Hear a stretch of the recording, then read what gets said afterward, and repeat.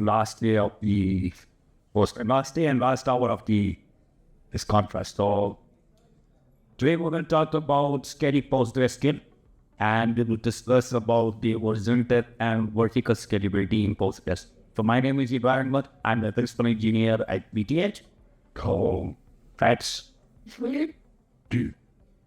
so here we will discuss about the horizontal and vertical scalability, and specifically the replication and some partitioning and the connection pooling and indexing strategy and replication and tuning. So basically these would be the part of this. So first one, we will start from the vertical scalability. What is vertical scalability? When we talk about the vertical scalability, that means we have a one system. So we install PostgreSQL, a database on that. In that case, when you install that, you have to scale that. How you scale that? There are two things which need to be considered. The first thing is the hardware. So let's suppose you have 60 GB of RAM and you want to vertically scale that installed. The more RAM, 32, 64, you vertically scale that. That's the one. And similarly, CPU, add more cores to that. So you vertically scale. And the second aspect is the software. You can't only just increase the hardware and get the scalability. You have to make your software, your database compatible with that. You configure according to that your hardware. So that how you get achieve the vertical scale.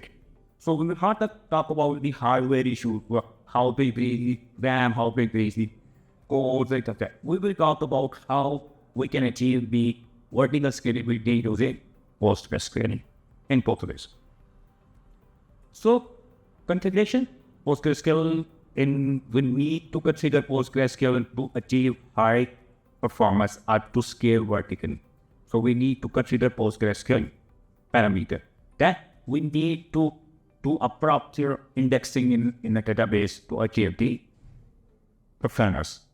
Query optimization, you need to write your queries correctly and efficiently to achieve that scalability.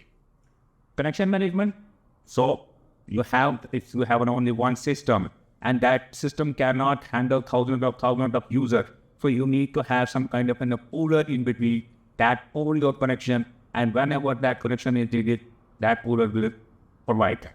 So maintenance, definitely our regular maintenance of database is required to achieve the performance and optimization to the database. If your database is not maintained properly, vacuums are not ready properly on time, so your data performance will degrade.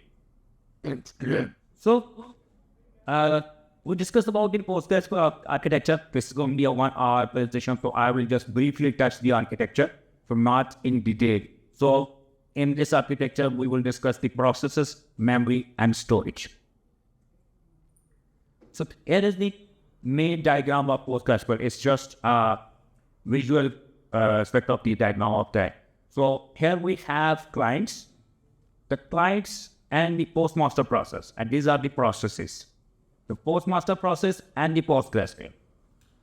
Postgres is a process-based architecture. That means whenever your clients connect to the PostgreSQL, it connects to the postmaster process, and that process will spawn another process called PostgreSQL, and the client connect to that process and do the rest of the communication. So if you have 4 clients connected to the Postgres, so here are 4 PostgreSQL processes are running along with the initial processes. So every client has its own PostgreSQL process to communicate. So that's how the process and one postmaster, and when any clients connect to that, it will spawn a PostgreSQL process, and that client start communicating with the Postgres process. And postmaster is still on that state that accepting the connections. So here, some of the memory parameters, that's the shape of one, wall buffers, commit logs. So there are some configuration of a RAM. Or these are the processes. When you start with PostgreSQL, it will not only start the postmaster, it will also start some other processes like login corrector, checkpointer, stat selector, auto vacuum, BG writer, archive process, and word writer. So these, when you start PostgreSQL, it will start your postmaster connection process, and along with that, these processes. So if your one client is connected to the PostgreSQL, so you have postmaster connection process, Postgres connect process, and all of these. So if you have two Postgres and one of each and one Postgres. So that's the process and memory area. So for the data, when you initialize your database using the init DB, it will create a data file, PG data directory, and it will put all the necessary file in that. And whenever you create afterwards some table, databases, it will create the corresponding files in that directory. So all your data in a table, in a database, reside in data directory. One exception is there about the table spaces, which can be the outside of that data directory and other. So this almost the concept is same. So not only the PostgreSQL store your data into the file, it also have a wall, right ahead log. So it will have a directory PG wall where it puts all the wall files and a space for the log files. So this is the storage mechanism of PostgreSQL. So these are the processes. Actually, we discussed that the PostgreSQL checkpointer, BG writer, and these are the processes. So here is the detail about that, the PostgreSQL processes. You see, we have 3 pSQL connected to the PostgreSQL. 1 pSQL, 2 pSQL, and third one is also pSQL. That means 3 clients are connected to the PostgreSQL. And here you can see that I just did that the checkpointer, word writer, PD water, auto vacuum, stack vector, logical replication, structure. And you can see 3 processes. Postgres process, 3 PostgreSQL process. I have 3 pSQL connected to the PostgreSQL, and you can see 3 PostgreSQL already. Along with that, the other process.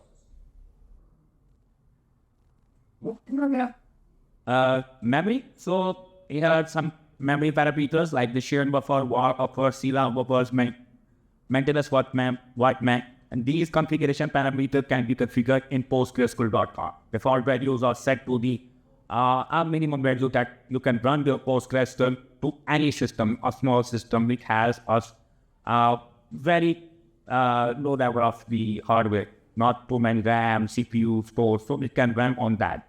But if you have more RAM, more CPUs, you have a bigger system, then you have to configure that to maximum utilize your hardware. So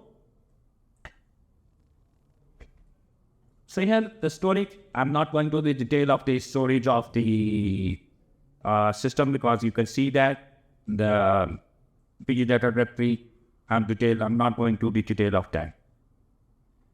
And the directory is switched to the 30 parameters. So Postgres can use its own buffer. Actually, Postgres can use double buffering concept. So it's not a direct IO. It's normally when you write to the disk, it's written to the kernel buffer and then kernel buffer write to the disk, and that's called a single buffer. If you directly write to the disk without involving the buffer, that's a direct IO. But Postgres can involve one more buffer. So Postgres writes its own buffer, and then this buffer is written to the kernel buffer, and then kernel buffer is flushed out to the disk. So that concept is called double buffer. So we'll talk about the kernel buffer and what kernel is doing.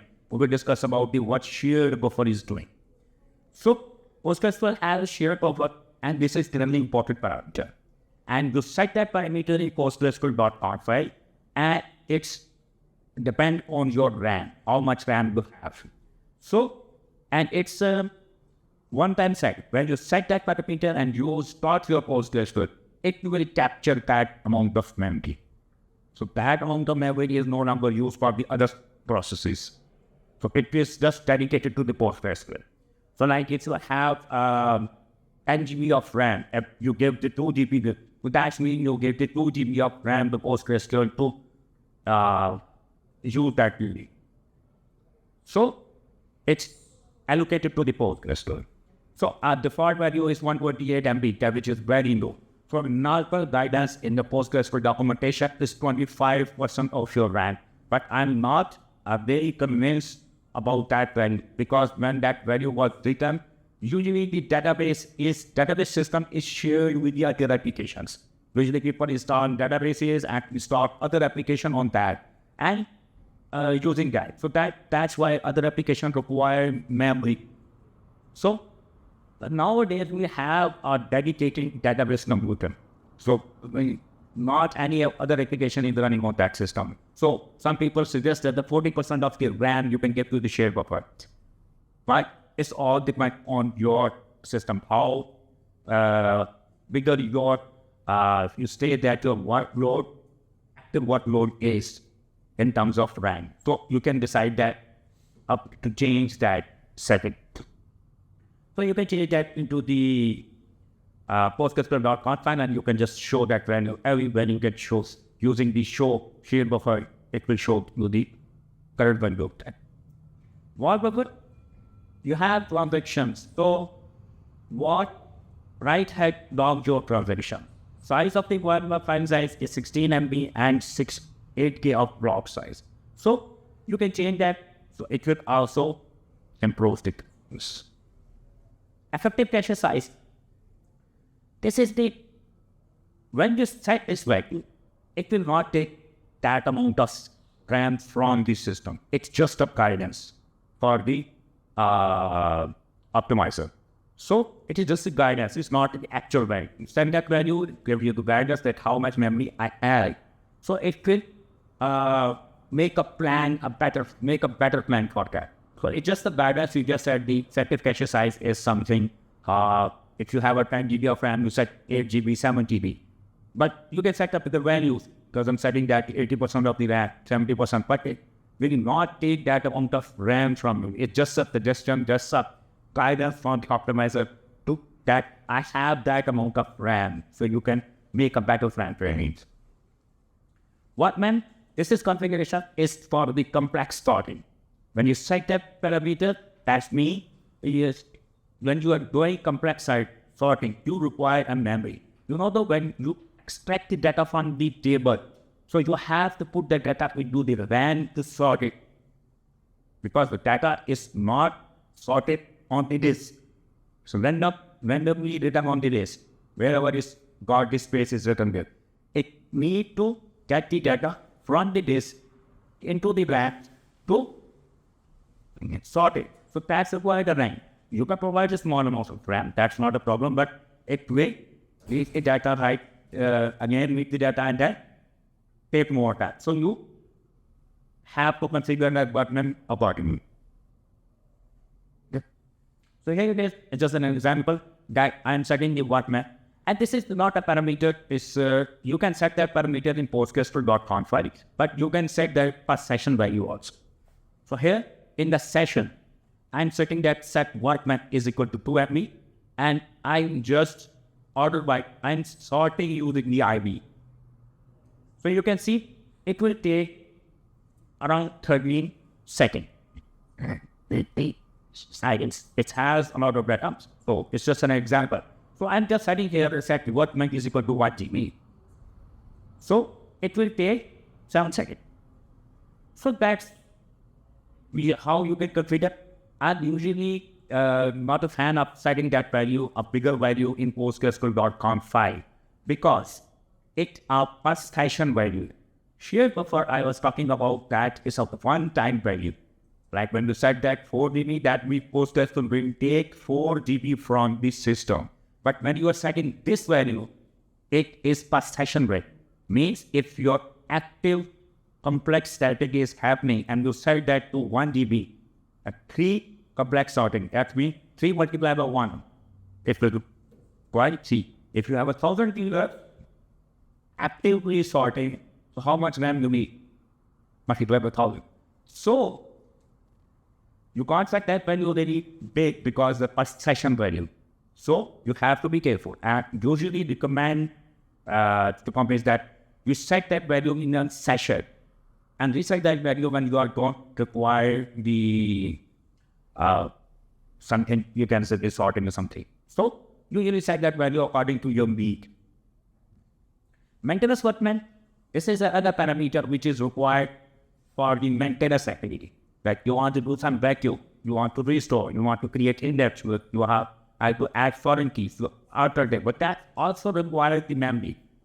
So you set that maintenance workman. So you set that value, so it will speed up these processes. So here, I'm just doing this in maintenance workmap is equal to tag and B, and I'm showing that the workers management, and then I'm creating an index on the table. So I'm just creating an index, and you can see 1, 2, 3, 4. That's mean 12 seconds to create an index. So now I'm setting that workman menu to 1 GB. So it's take 9 seconds. So it's for the maintenance activity like create index or the table. So synchronous commit, it's commit transaction based balancing between the data durability and transaction speed by managing by using the right hardware. So it can be the asynchronous and synchronous. You will get the response when the data is written on that, or you have to wait for it. So it's the trade-off. It's a trade-off. If the synchronous commit is on, that is the speed is low, but it's a more reliable. But if you set the asynchronous commit, it is less reliable, but gives you the speed. So it's a trade-off. What kind of a transaction you are writing, so you can set that value. Checkpoint timeout. So this parameter is really crucial because it will write your data to the disk when this checkpoint happens. So there are multiple ways when checkpoints is happening. So when checkpoint is happening, there is a big IO activities happening. So you can do it yourself, write checkpoint, it will do checkpoint. You can set that value in a PostgreSQL.config that we want or do the checkpoint. So, but it will, after 1 hour, there is a spike on your disk.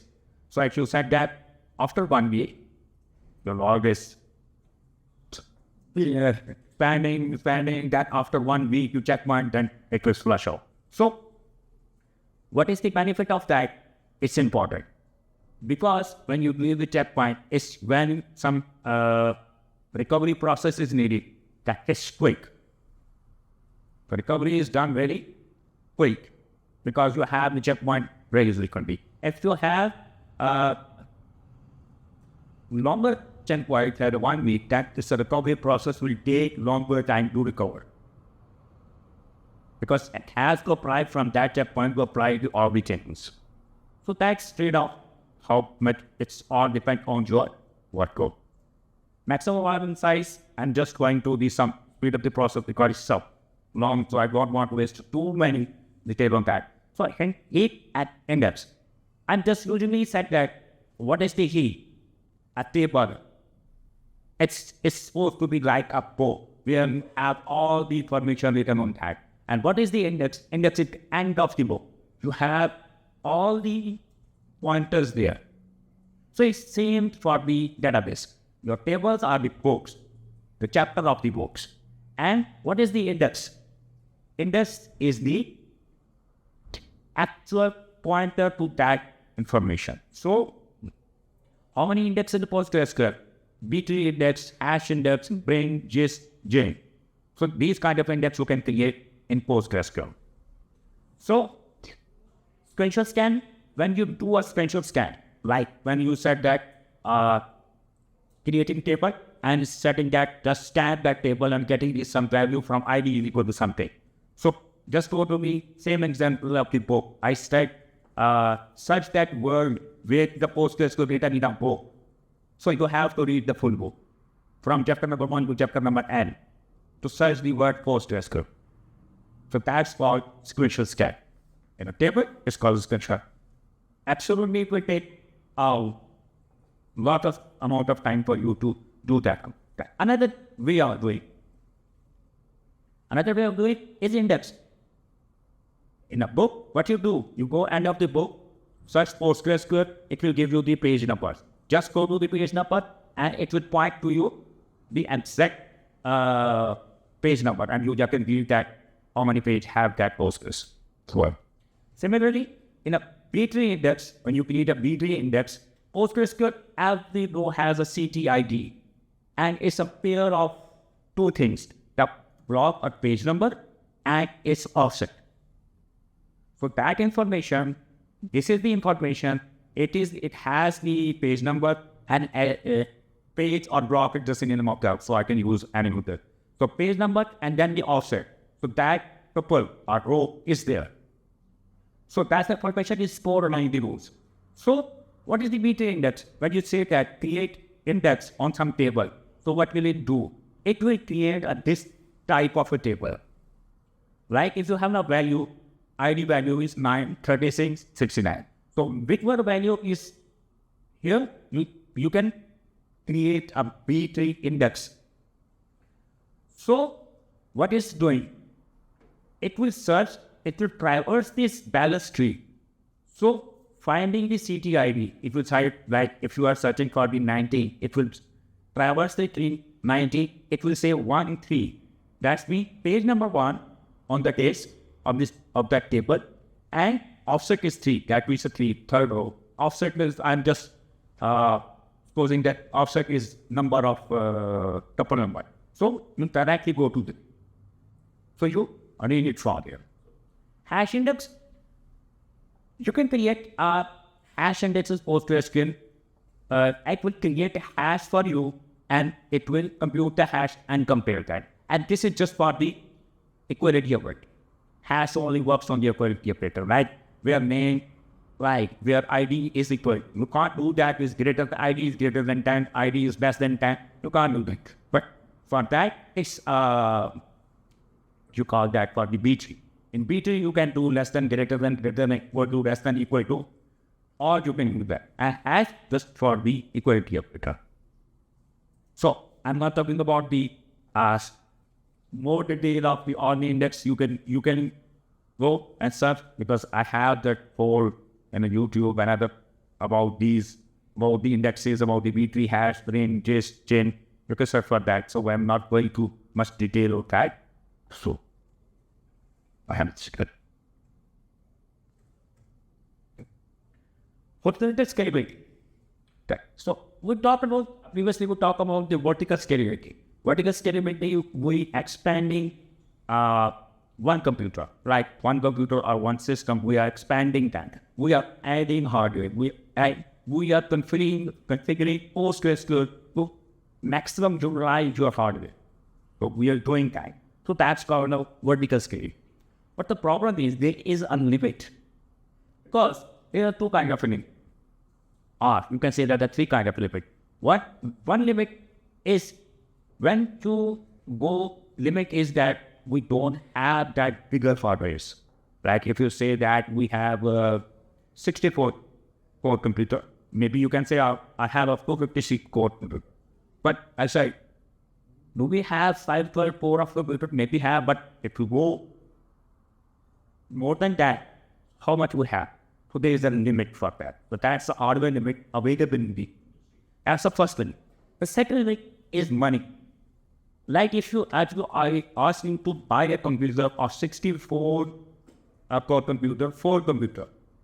So it's cheaper, but when you go one system with the large amount of memory and large, so maybe that's expensive. So, and third limit is software.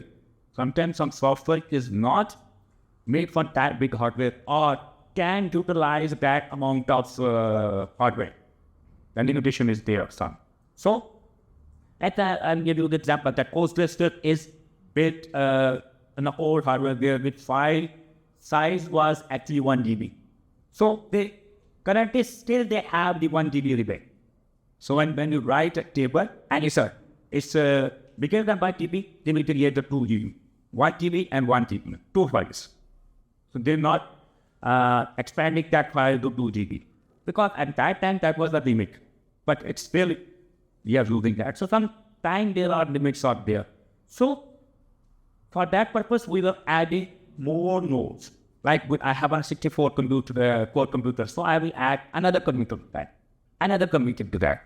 So previously, I'm expanding like this. like the computer, I'm adding hardware. So I'm expanding. So now when I have reached the limit, or not the limit, but I want to expand that to horizontally. That's means I'm adding more to the total. Then when talking about the adding more computer tasks, some complexity added.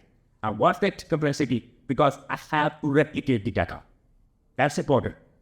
Because data should be replicated, because I have a data on one computer and I want that data on multiple computers. That's means I need replication. Right? Sometimes I have need some partition. So I partition my data in a multiple tables. So sharding, it has an advanced form of that partition, and we shard that partition to horizontally. PostgreSQL does not have that native display, but there are some tools available to do the sharding. Load balancing definitely would require load balancing. Why would we require the load balancing? Because previously we had one load, and all the loads are in that computer. We know that we scale that computer, we add hardware, we optimize that one, but here we have like 2 computers, 3 computers. Then we need to balance the load. And saying the balance the load, that means send some data to one computer, send the data to other computer. But that's one limitation. Only you can send the right data to one computer. That's called a primary node. You have a secondary node. That's called the single master, a single primary system. And that Postgres, the native PostgreSQL mode, they are all tools available, but you can achieve a multi-master replication. But that's a separate compute. High availability cluster. When you're talking about the high availability, definitely this can be achieved in a horizontal scalability. In a vertical scalability, if you have on one computer and you are just expanding that, if that computer goes down, that's the problem.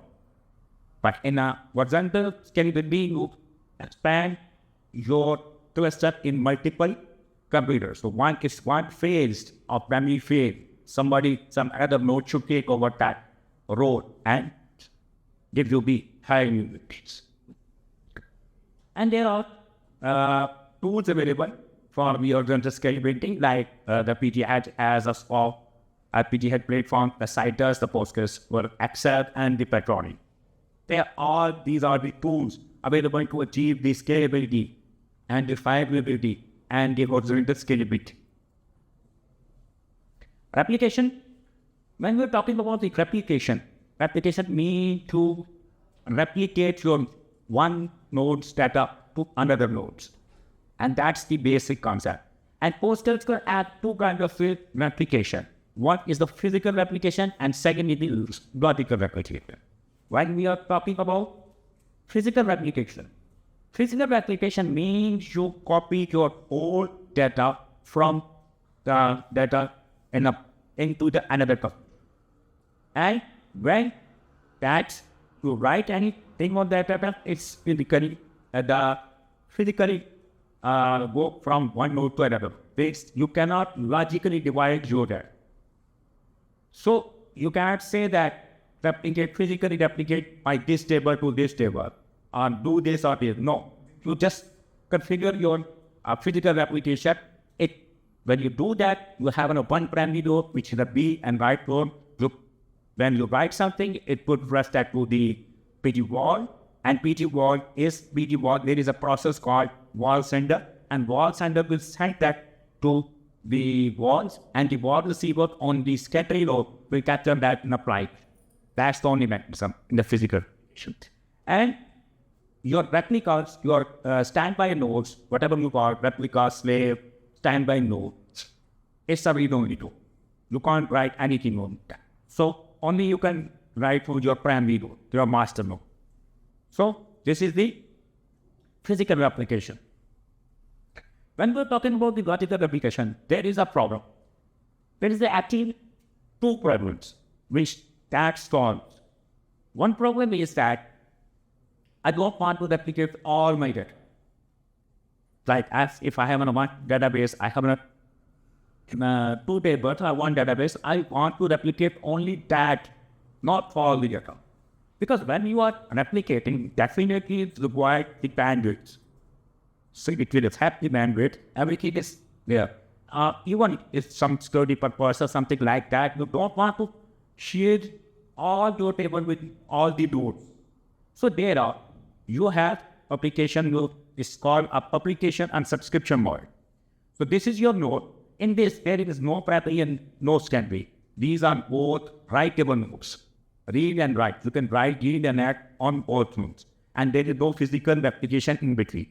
So here you have it, this is the publication node, and it will also work on the void, on the logical decoder and the subscription worker. These are the processes named. So when you do that, the publication, you say that do publication on this table and done. That's means the publication start publicate, or you can say the broadcast its data. Whenever you write something on that, it will broadcast. And what this subscription means, in another node, that subscription subscribe to that data. When you subscribe to data, it will capture the data and apply. It has to provide the information of the publication. So when you're creating the subscription, to provide the host name, primary host, the publication host name, port name, table name, everything you provide here. So whenever this published, it will match that information that this is in the network. It will capture that, and the subscription worker will capture that and apply that, and you get to the data. That's the first benefit I told you over the physical replication, that you get the granularity level is table level, so you can get that table replicated, not over the cluster. The second important thing that you can create publication here also. You can create publication there and you make it a subscribe. That means you can write on both the nodes. You can write on both the nodes and data is also replicated. And don't do that on the same table, because that's the same separate problem, that the conflict negotiation, the other stuff is going on. But if you have another tables, totally independent tables, you want to do a publication, subscription, so you can do that. So if you want to make it a complete publication, a subscription model, complete the old data, then that's called a multi-master replication. So there are functions like Total Data PG had their swap and solution for that. Enterprise DB has their own solution for that. So that's totally different than the multi-master replication working. Partitioning is another concept that you partition your table. You partition. Why I put that into the horizontal scalability? Because it's benefit to the sharding. I will tell you about what is the sharding is. So you can get the benefit of sharding from that. So what you do, you can partition your table. So let's give you the example here. You have a table that you are putting the information about the United States. So, some information, people information, whatever the information, you have one USA table. You can say that. But all the information goes there. So whenever you query that, whenever you want to get the data, definitely you have to scan that tables. But if I told you that you can partition that table based on the state. So you can store the data into the state table. That's a child table of the state. So whenever you write something, you write into the United States table, not into state table. That partition will decide which state is data should go. So you believe one state, it will go in that state data. So based on that state ID, when you put that data, insert it into United States, and your ID is, state ID is something like that, you are inserting that. So if you take that insert the state ID, it will put that into the exact child table. So that's called partitioning, that's the table partitioning. So people use the partition quite often. They create a partition You can create a partition, but the range partition, there are multiple type of partition available. So I'm not going to detail what kind of a partition is available. In partition specifically, why it's important in the horizontal scalability. So you can partition your data and put your data into these other nodes and different nodes. That's involved a sharding. So why it's important? I have one computer in every state. So I insert a data into my main United States table, and it will insert to its partition, and that partition available into that state's computer, not on this computer.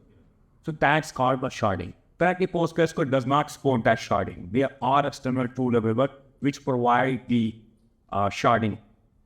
So data is distributed around the states now.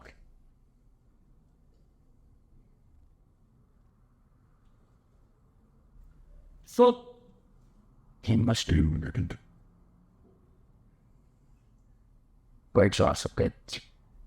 So we will discuss about the horizontal scalability and the vertical scalability a bit more with some big topics. So I just try to be very quick. So balancing vertical and horizontal scalability. So when you are balancing, that means that if you have a limit of budget, that you have this amount of budget for the one computer. So you put that hardware and utilize that hardware maximum.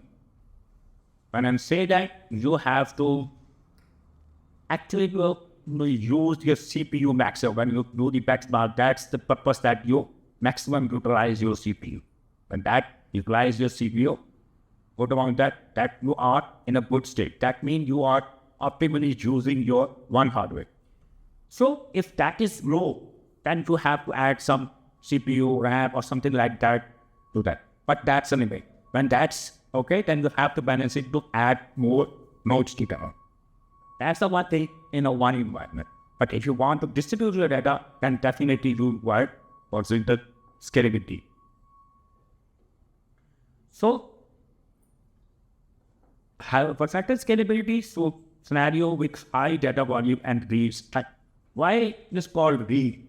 Because it's not talk about the multi-master replication. It's talking about the PostgreSQL replication model, where we have one primary node, which is a read and write, and multiple read nodes. That's called replica. So if you have an extensive read node, so if you have one computer, definitely all the read node goes to there. But if you have multiple read replicas, so you can distribute read node across all the nodes, because all the nodes are read only. Definitely there is a bottleneck of the write node, because there is only one write. But usually you think your write is not that intensive.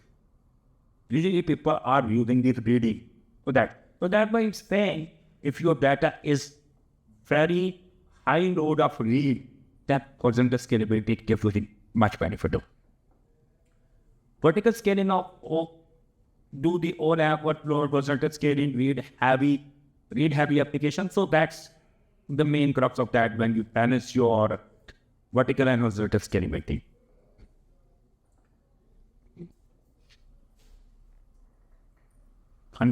I just skipped some slide because of just check the time. So high availability. So I have that diagram that high availability when you have horizontal scalability and the vertical scalability. You have that. So you need specifically when you are talking about the horizontal scalability, you require the high availability, because you don't have one computer. You shell that computer in some black box, so nobody can touch it. Nothing can happen there. Our software is very rugged and the hardware cannot fail. So you need one. But when you have multiple computers, 10, 15, 20, so something can happen. Specifically, you need primary node. Primary nodes go down. That's your high you need a high availability solution. So I told you that that's arm of failover. When you have a primary node and you have a replica, definitely when Preppy fails, you require another node to take over that responsibility. And that's called a failover. And how failover happens? Postgres can provide some command and some technique that you can do the failover. But if you want to do the auto failover, then you require some extension, script, tool to do that. Like PG auto failover, but only do that, you can write your own script. So for automatic failover, usually why this problem occurs, why Postgres cannot automatically failover? Because Postgres does not know which node is the best to take over as a Preppy. So that's required some kind of an election. Some kind of an election should happen. So who is the healthy node to take over that process? So you are the best judge for that, or install XCD, which is a forum-based protocol, so the application. So you can use that. So XCD, so it will decide which will be, as you know, the primary node. So and switch what happens, it will give you the argument. At high availability, that's the failover is important. The second thing is very important is taking the backups. When we're talking about the backups, why we require the backups in that? Because if you already have the backup. If I ask you, where is the backup of the horizontal scalability? The backups are your replicas. The replicas are your backups. But the problem is they are on the same network. If something happened to that network, all your computers taken over, something like that. So where is your data? Like if data is on one computer, okay, if your computer is dying, we have a replica. You just replica can take over and you have the backup. And you have 10 computers, then have a backup. But you have one network and network is down, something like that. That's the one problem. That you have a backup somewhere else, you just restore that and start working on that. That's the one problem. Your network is down. Network is compromised. Something happened to your network. All the computers are down. So you have some physically stored, some even S3, you can store that on the clouds. You have a physical disk of the data after finding that. So backups are important in that regard. So usually Postgres will have multiple kind of database backups solution like pgdump and restore, but that's SQL based. So you have to get the logically dump your data and it will create this slash and third statement copy and do that. That's very expensive as a CPU and otherwise. So you have another tool that's called a PD-based backup. It will create a whole backup of your data directly, and whenever you want, you can restore. But the backup record is a PD backrest. PD backrest is a tool where you can do the incremental backups. What does this mean, incremental backup? Like if you have a 5 terabyte of data directly, and if I ask you to take a backup daily, so what PD-based backup will do? Daily, it will take 5 terabyte of backup and put it somewhere. But second day, it will again take 5 terabyte. Third day, it will again 5 terabyte. Do you need 5 terabyte daily? No, because it is in between maybe 1 GB, 2 GB, or 5 GB. So what PG backrest do? It will take a backup of 5 terabyte. Definitely one day, it will take a 5. Next day, it will back up only the changes what have done since that backup. Third day, it will take front end. So your next backups are 1 GB, 2 GB or services. So that's called incremental backup. It also gives the benefit, it will take a backup to the S3 directly. You just configure the PD backrest and take my backup S3, not on the local disk or the physical disk or anywhere. It will take your backup directly to the S3. So that's our bigger picture of high availability. So that's the bigger picture where I use a multi-master replication, where you have a multi-master replication and two kinds of multi-master replication, which is based on the logical replication, and the streaming replication, the physical replication between these nodes. So these are the three regions. I have the West 2, East 1, and East 2. These are the three regions. So I have created 3 dead nodes, which is the active nodes. So these are connecting with the logical replication. But the logical replication, I told you, that's not a very logical replication. You can say that.